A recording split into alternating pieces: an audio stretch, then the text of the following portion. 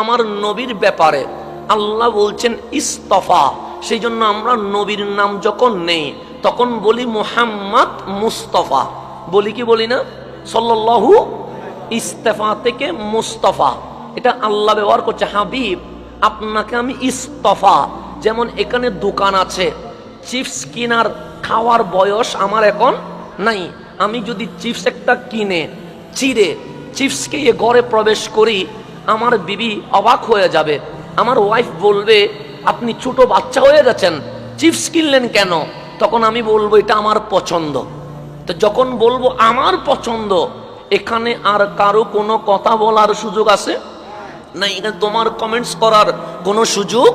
তা আল্লাহ বলছে, হাবিব, আপনাকে যে ইমামুল মুরসালিন বানিয়েছি, সৈয়দুল আম্বিয়া বানিয়েছি, হাবিবুল্লাহ বানিয়েছি, এতে কারো কোনো কমেন্টস, কারো কোনো মন্তব্য, কারো কোনো বক্তব্য আমি শুনি নাই। আমি আল্লাহ আমার পছন্দে আমার হাবিবকে নির্বাচিত করে ফেলেছি। এটার নাম ইস্তফা। এটার নাম কি? আমি কোনো পরামর্শ করি নাই। যেমন আমাকে বানাবে, আপনাকে বানাবে, বাবা আদমকে বানাবে।